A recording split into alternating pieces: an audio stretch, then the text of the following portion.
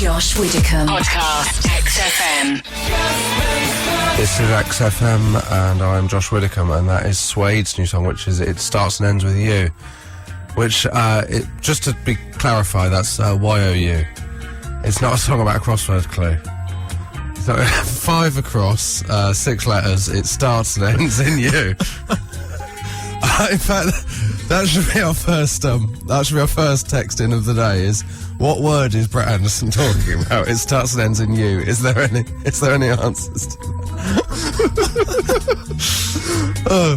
I thought that halfway through the song, and I turned to Neil and I went, I've got a really funny joke off this, and I built it up, and actually it turns out I was right, because that's the highlight of the show now. We're only 12 minutes in. We play that song just repeatedly and then do the same joke again. Also, any other songs that sound like they could be crossword clues? Any other song titles that could be crossword clues? I don't know if there's one called the new single from I Am Clued, A blank blank P. Anyway, we digress. Yes. Which is not, we digress in the first link. So it's Valentine's Day this week, Neil. 5 days, I think, isn't it? No, it's not a festival. It's just February the 14th. Yeah. God, we've turned into a kind of terrible Morecambe and Wise.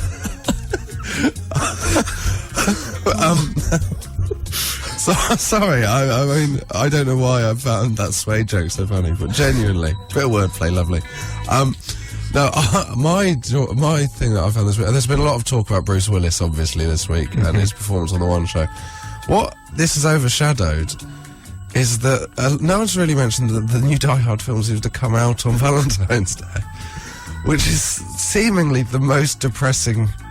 I mean, that I don't know who's going to be in that theatre. Livid couples and the lonely. Yeah, lonely men. Lonely men. Lonely men.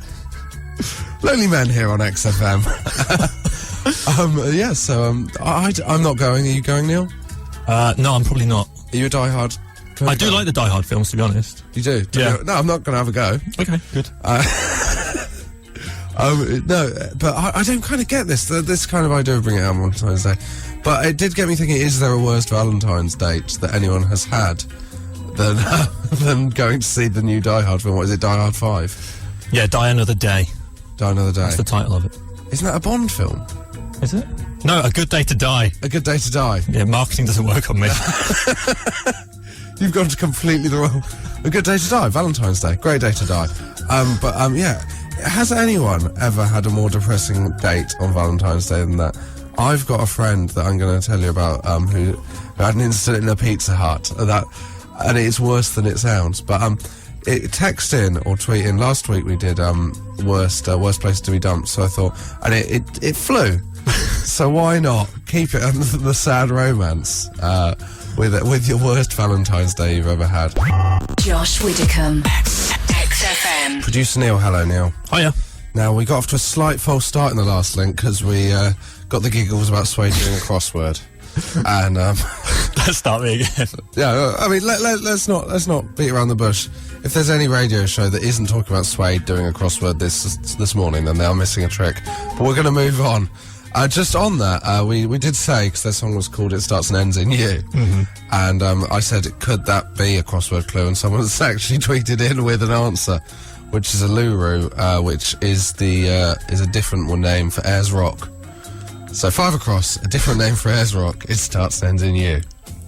There you go, Brett Anderson. I hope you're listening, and we've solved your problem there. You've completed your crossword. Now, his next song's going to be about a Sudoku. New song from Suede is 9-6. There's a 5 and there's a 4 missing, so it's one of those two. Once again, we digress onto Suede doing mental puzzles.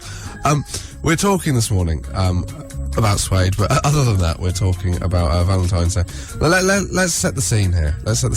Last week we talked about the worst places to be dumped, and it turned out that really struck a chord with our listeners, and I thought, rather than put that behind us, how can we cash in on this by doing a very similar phone-in? So we're going for worst Valentine's Days, because it's Valentine's Day this week, and Die Hard is out on Valentine's Day. So that's a new low. And as with last week, I like to make things into a competition, so I'm looking for the best one. we're going to make a league table of these, even if we're not going to publish it. But in my head, there will be a league table. So I thought I'd do as a kind of control. I'll do my story, and then people can see if they're better or worse than that. Okay. My friend on Valentine's Day, when he was about 18, decided to take his new girlfriend to the cinema. However, much like Die Hard being released on Valentine's Day, Signs with Mel Gibson had been released. I don't know if you remember it. It was a kind of paranormal drama about alien hunters, maybe? Yeah. Yeah. I mean, you don't need to. No. But his local cinema decided to batch it across all of the screens because they were so excited to have it. So their only option was Signs. And then after that, they decided to go for dinner. Couldn't get in anywhere. Turns out Valentine's Day is a very popular day for people to book restaurants. So they could only go into Pizza Hut. Oh. And then they sat down, looked across the next table, was her ex-boyfriend with his new date. Yeah. I mean, that takes some beating. But I think if any listenership can beat that for Valentine's disaster, then it's mine. Please tweet in at XFM or text us on 63936. Josh Widdicombe. XFM. We're talking about Valentine's disasters because that's the kind of thing that my listeners seem to specialise in. Well, can you beat my story about my friend bumping into his girlfriend's ex in Pizza Hut on a Valentine's Day? You can be the judge, Neil. That's what I'm going to say. Are you okay to judge this? I'm happy to. To draw up the league table? So, we've had a couple here. The first one starts, "Hey, Widdy." Too familiar. Don't do that. Already, you're fighting relegation. This is Safe, who's 17 from Leighton, so maybe, you know, that's what the kids are doing. But I don't feel comfortable with him already. How do you feel about Widdy? I like it. I like his style. You like his style? Yeah. Right. You might get the league table taken away from you if you're not careful. He said, last year I didn't... He's his own worst enemy here, but he's gonna list you some presents. And I want you to go higher or lower in a kind of play your cards right. Last year, I got my girlfriend, number one, a bottle of golden syrup. I don't know what... That's almost looking like you're kind of hinting at a sexual innuendo that isn't there. The next, do you think will go better or worse than the next present? It's got to be better. It is. It's a Futurama DVD. And better or worse than a Futurama DVD? He's on a roll. Better. And then a Futurama DVD, usually they come in box sets, so presumably he's kept the rest of the box set for himself. No, it's worse. It's a lesbian Valentine's card, even though they're a heterosexual couple. But apparently, according to Safe, he said, "Widdy," he didn't say that again, but I'm dropping it in, "She forgot about Valentine's Day, so I got nout." Wells. He's playing with language, isn't he? Is he trying to fit it into a tweet?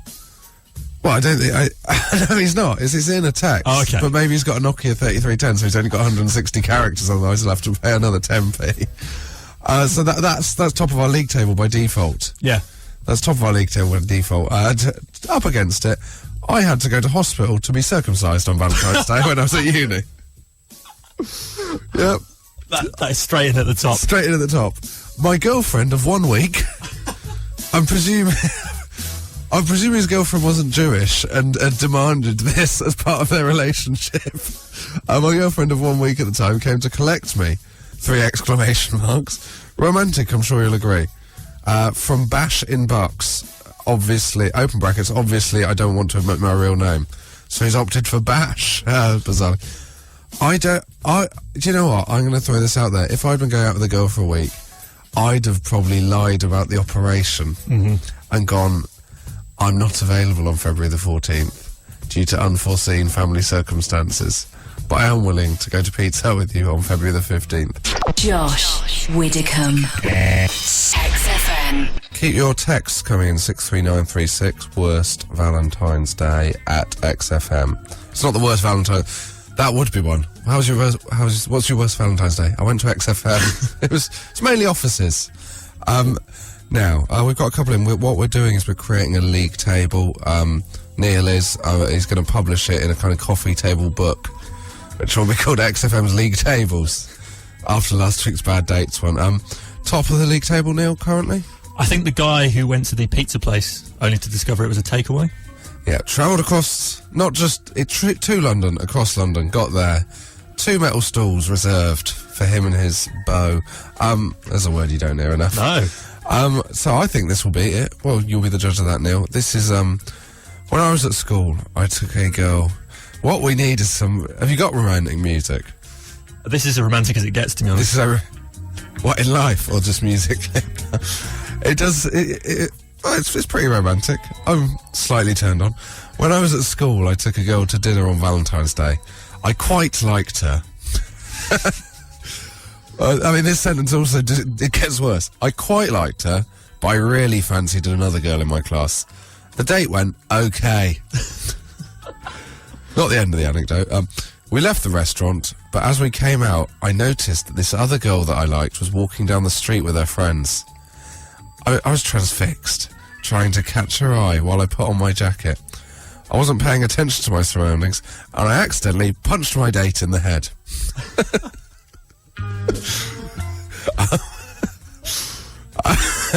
Punched is such a strong word. Needless to say. Well, as it's needless to say, I want you to complete that sentence, Neil. Needless to say, she reported me for assault. No. Needless to say, there was no second date, and I never made it with the other girl as she saw me punch my own date. That's from Anonymous in Wembley, who, although I would say, as with last week, if you're going to tell us stories that specific, your anonymity will probably mean those around you recognise the story. Josh Widdicombe. Podcast. XFM. Stone Roses, She Bangs the Drums, which, what's that about, James? It's about Meg White.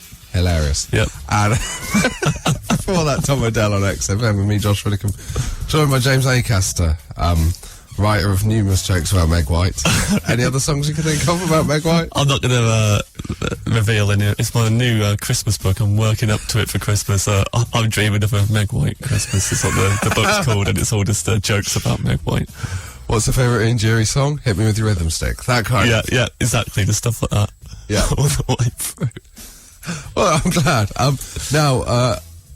I mean, despite conversation in the last 30 seconds, you have a girlfriend. It's Meg White. Yeah, I'm being mega very happy. Yeah. But it's the opposite to the White Stripes in that you say that you're boyfriend and girlfriend, but you're actually brother and sister. yeah. You know. That's how things go. We're talking about worst Valentine's Days, and I'm presuming, as a man who we've established last week gets into scrapes, you can probably top all of our listeners on a story here. How long have you got, mate? How long have you got? Just, 2 minutes. I thought, yeah. But the most memorable one was when I went on a first date on the 13th of February with a girl, and then we agreed to go on a date for some. Yeah. Then we agreed to go on a date the next day without thinking what day it was. And Did the first one gone well? First one was nice. We went ice skating, but I'd never been ice skating before. Classic. So she was like going round and lapping me, and I was doing the whole kind of. I want to know about the details. After that, no, anyway, I was holding on to the side of the ice rink, and my legs wobbling like a baby giraffe. Yeah. And then she was having a much better time than I was. But then, like, I agreed to. But she agreed to a second date. She's like, second date. She said, "There's a line dancing class that I go to. So you come line. She's a keeper. Come line dancing with me tomorrow." And I was like, "Yep, definitely." And then definitely. And then like how old were you at this point? I would have been 18. I think 18 years old. I was going to go to line dancing. Yeah. And Cotton Eye James. Yeah, I went about bought a plaid shirt. And did you? No, I didn't. For a minute. I believe I just dressed nice and casual. Why not? Like jump over your shoulders? Yeah. Didn't even get top button undone. And I got my brother to drive me to the line dancing class. Yeah. And on the way there, yourself out on the way there. Huh? You don't want to tire yourself out by walking there. No. She should have arrived by horse. Would have been more appropriate. Tied it up outside. But my brother was driving me, and on the way there, I got a text from her pulling out of the date. But Sorry, I shouldn't laugh. I'd already kind of like committed myself to. I got myself in the zone in my head that I was going line dancing, and this is what I was doing. Valentine's Day. And I said to my brother, I still kind of want to go. And he was like, well, I'll go with you. Oh my! So me and my brother went line dancing together, and we were the youngest there by about 40 years. Like everyone else was like way older than us. Yeah, well, understandably. Why has she pulled out? She said she had got home and her mum had thrown her a surprise Valentine's party. Yes. Which I think is the oldest lie in the Valentine's book. Lie. But I felt... that's actually a template on texts for putting out. This just comes with the phone. Sorry, got home. There was a surprise Valentine's party. Send? I have received that text many a time, mainly in the autumn. But yeah, we got there. That's definitely a surprise Valentine's party in the autumn. But yeah, we did the whole like we had a really good time, and we ended up really enjoying it. And there was like the line dancing leader was a lady called B, and she made it her mission all night to zing me and make fun of me in front of everyone. Oh, so what kind of slams was she laying down? Well, at one point I was line dancing near, unbeknownst to me, somewhere where someone had spilt a drink in a little puddle, and she went, up. Someone got too excited by line dancing, he couldn't wait, and everyone really laughed. And I was looking around at them going, you lot are really old, it's more likely it was one of you. Don't even start making fun of me for this. No, because if there's one moral from the story, it's that no one should be making fun of you on that night. If you can beat James's story, and you can't, but if you can, genuinely if you can, at XFM or 63936. Josh Widdicombe. XFM. XFM, and that's Oasis, Don't Look Back in Anger, which is about Meg White leaving the White Stripes, isn't it? Yep. Yes. Replaced by someone called Sally. But if you missed the last thing, that'll make no sense at all. But James is now saying that every song is about Meg White, and it's going to get increasingly difficult because the next song is well, we'll see, won't we? Now, this is James Acaster. Well, this is Josh Widdicombe. I'm joined by James Acaster. It's very rare you confuse who you are yourself. Wishful thinking, I think. That was what that was. Now, before the break, we were talking about the worst Valentine's Day. The listeners had some good ones, and then James Acaster basically came in and blitzed the whole thing with the worst ever Valentine's Day, which was, to cut a long story short, a second date, line dancing, where he was driven by his brother to meet this girl who dropped out on the way. So James took his brother line dancing and was then accused of wetting himself by the old woman who led the group. Oh, we thought that's bad. During the two songs that we just heard about Meg White, it transpired that there was more details. The story continued. Well, it took a turn for the better to begin with, because at the end of our line dancing class, there was a... How did it take a turn for the better? They decided to play Russian roulette. Basically, all the old ladies left, and then we were allowed to stay and watch the next class if we wanted. Of course, you know... Not made of stone. We're happening cats. We've got so much going on Valentine's Day that we decided to stay and watch the next class. And but it was loads of like girls our age and like proper dancers.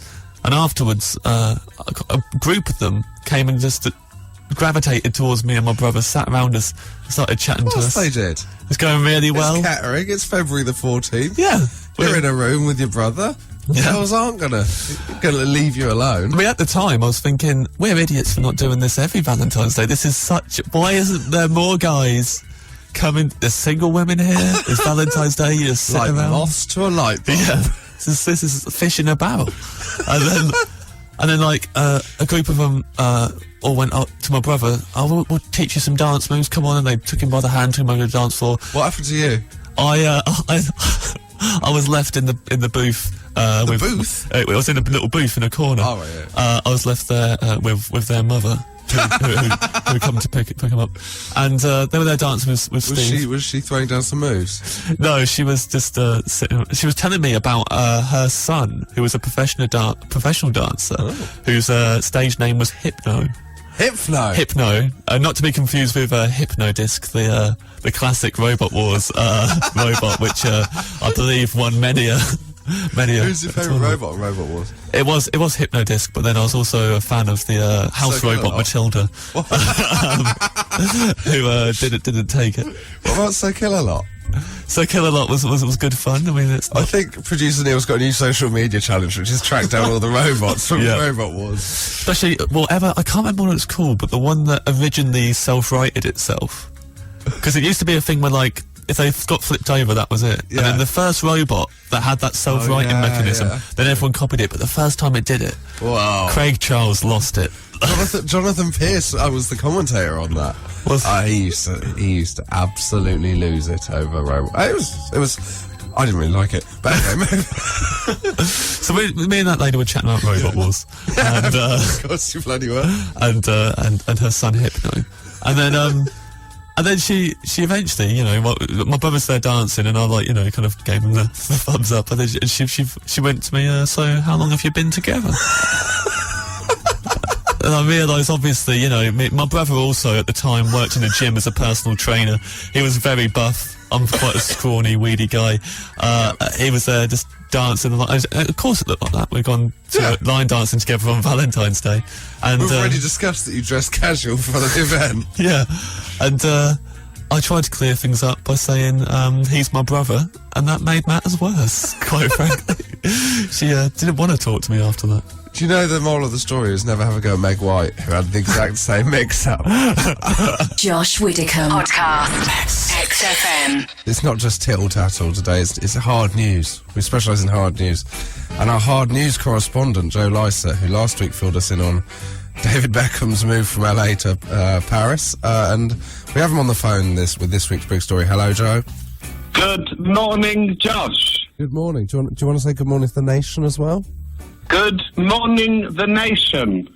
See, you don't get this on Newsnight. How are you, Joe?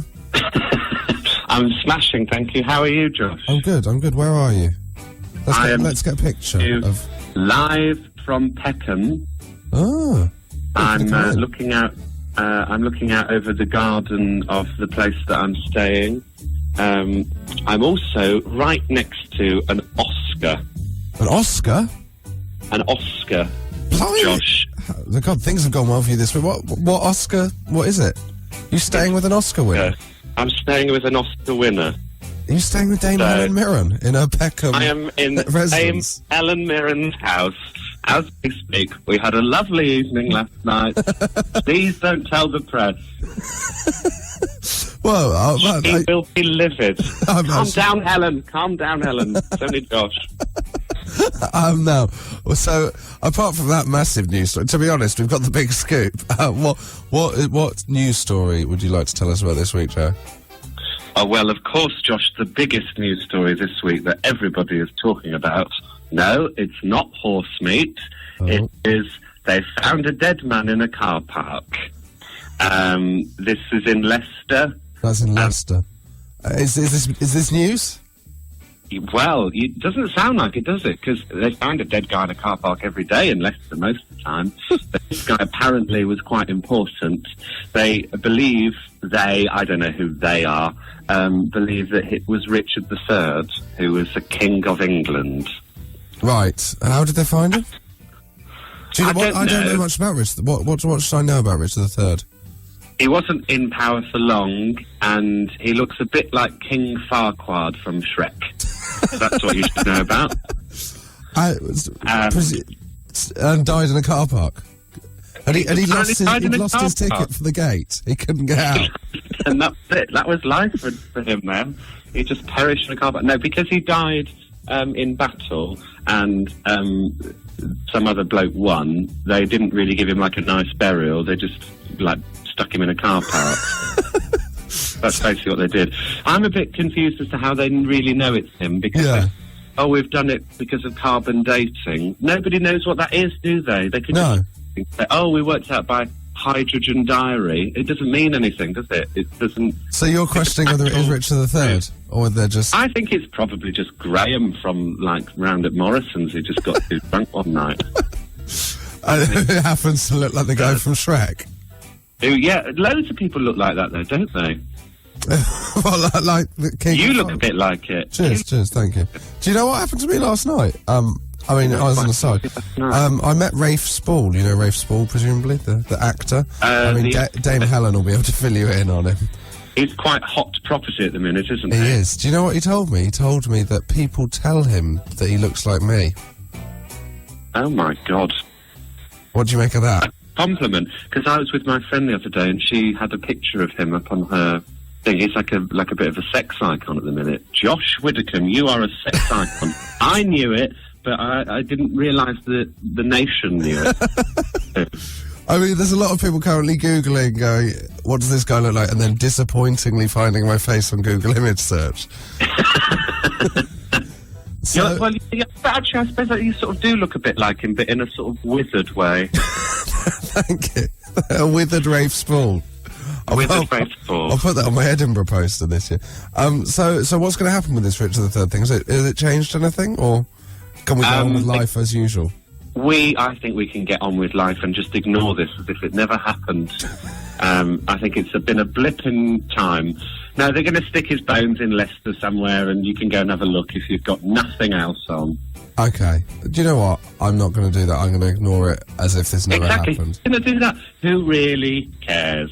Nobody. Let's end with that lovely moral, and let's hope the next week's story has a very similar ending. Josh Widdicombe Podcast. XFM.